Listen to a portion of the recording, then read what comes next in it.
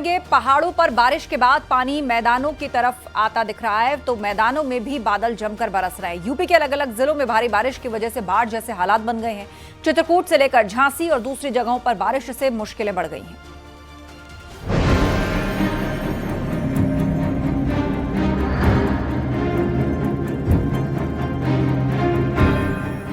बारिश के मौसम में कई जगहों पर मानसून कहर बरपा रहा है। यूपी के बुंदेलखंड में भारी बारिश के बाद हालात मुश्किल हो गए। चित्रकूट में लगातार हो रही मूसलाधार बारिश और डैम के ओवरफ्लो होने से गेट खोले जा रहे हैं। फाटक खोले जाने से यमुना नदी का जलस्तर बढ़ गया है, जिसकी वजह से वो खतरे के निशान के पास पहुंच गई। ऐसे में राजापुर तहसील के दर्जनों गांव में बाढ़ का खतरा है। राजापुर तहसील में बाढ़ का पानी गांवों में घुसने से मुख्यालय से संपर्क टूट गया, जिसकी वजह से लोग जान जोखिम में डालकर बाढ़ के पानी के बीच से निकलने को मजबूर हैं।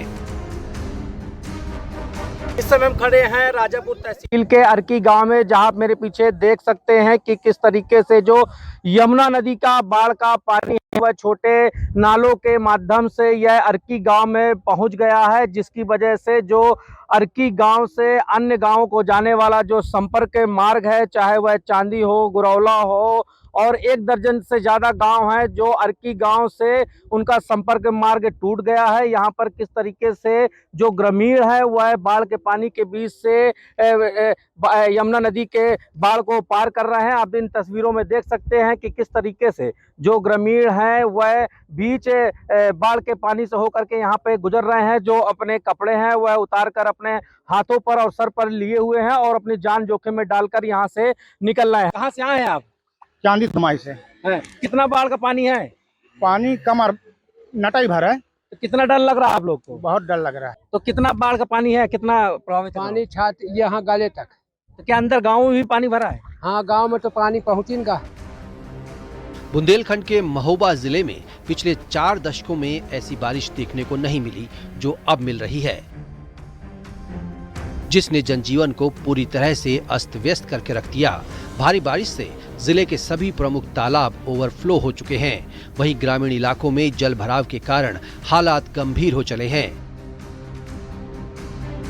बारिश के चलते कुछ मकान भी ढह गए, जिसमें 2 लोगों की मौत हो गई।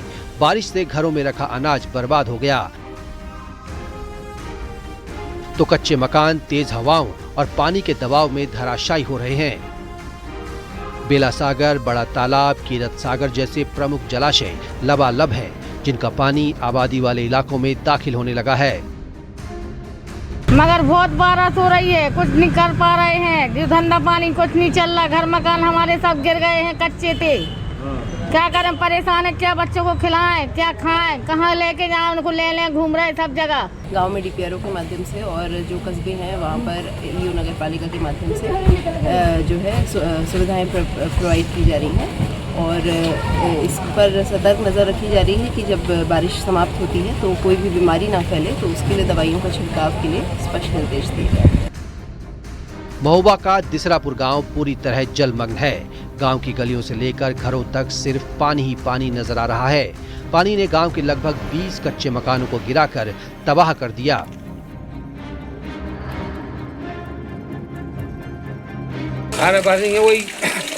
वही 20-25 मकान भर गए। 25 मकान बकरी से कम नहीं भरी। 25 हाँ 25 से बकरी भरी। अच्छा, कितना टाइम से बारिश हो रही? कितने ये टाइम से बारिश हो रही है? कल जानू 10 बजे हो रही 10 बजे दिन से और जानू 12 बजे रात से जानू जो घटना हो रही है। प्रयागराज में गंगा और यमुना नदी का जलस्तर एक बार फिर से तेजी से बढ़ने लगा है। 3 दिन पहले तक जहां पानी का बहाव थमता दिख रहा था, वहीं अब दोनों नदियों ने एक बार फिर रफ्तार पकड़ ली है। इस बीच लेटे हनुमान मंदिर एक बार फिर बाढ़ की चपेट में आ गया। श्रद्धालु अब सड़क पर खड़े होकर ही दर्शन कर रहे हैं।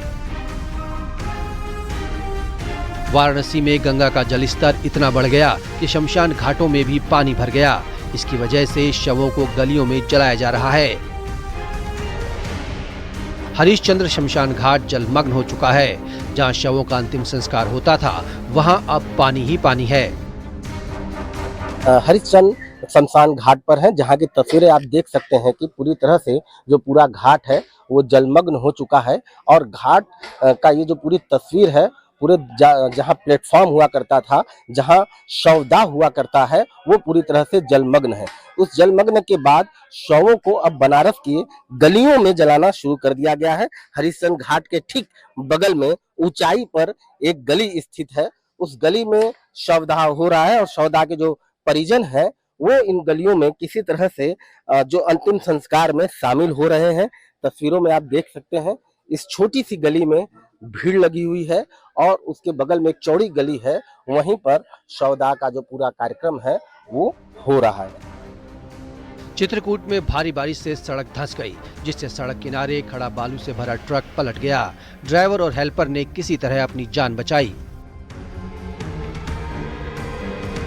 महोबा में शिवहार बांध पूरी तरह भर चुका है। बांध के फाटक खोलते ही आसपास की नदियां उफान मारने लगीं। ग्रामीण इलाकों में जल स्तर बढ़ गया। हालात ऐसे हो गए कि एक बुजुर्ग दंपति 24 घंटे से पानी में फंस गया।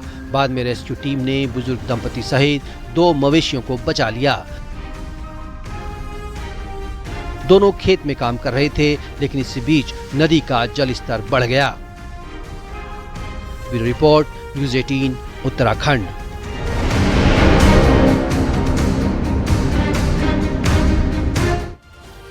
काशी में गंगा नदी का रौद्र रूप देखने को मिल रहा है, जिसके कारण कई इलाके जलमग्न हो चुके हैं। रिहायशी इलाकों में पानी घुस चुका है, सैकड़ों घरों में पानी दाखिल हो गया है।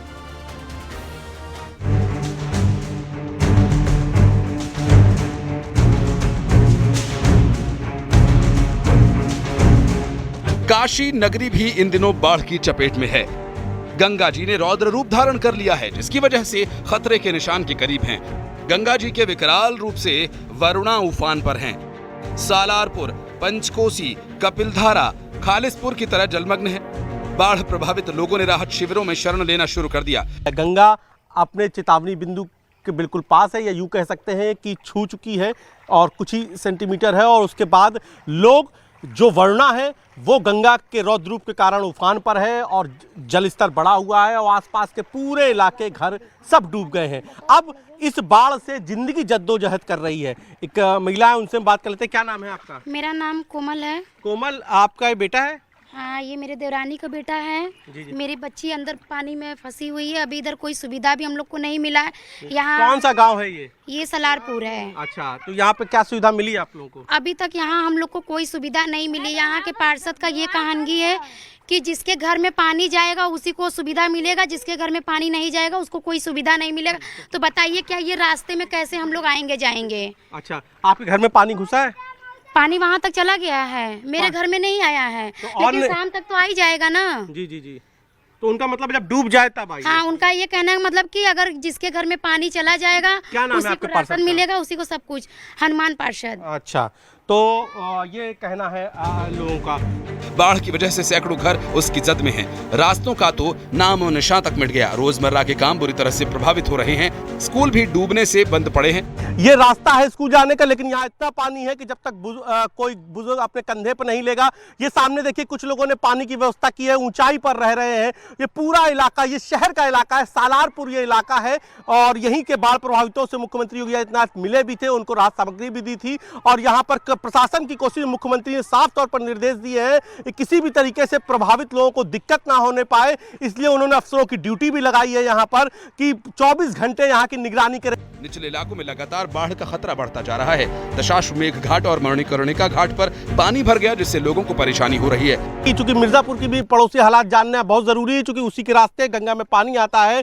तो अगर मिर्जापुर की बात करें तो हाईएस्ट रिकॉर्डेड फ्लड जो अब तक हुई है वो करीबन 80.34 मीटर्स है। मैक्सिमम फ्लड लेवल जो है वो 17 सितंबर 2024 का अगर हम करें 76.53 मीटर था। वार्निंग लेवल 76 है और डेंजर लेवल 77 है। करंट वाटर लेवल मिर्जापुर का भी 75.59 है और वाराणसी का करंट जो इस वक्त जो लेवल है वो 69.93 से ज़्यादा है, 70 के करीब चेतावनी बिंदु है। तो ऐसे में अब ये मान सकते हैं कि बस अब कुछ ही सेकंड बाद, कुछ ही मिनटों बाद अब वरुणा के जरिए काशी में भी बाढ़ अपने चरम पर होगी और गंगा अपने चेतावनी बिंदु को छू लेगी, क्योंकि लगातार प्रयागराज के रास्ते गंगा में पानी बढ़ रहा है। तो ऐसे में आने वाले दिन प्रशासन के लिए और यहाँ रहने वाले लोगों के लिए चुनौती से कम नहीं है।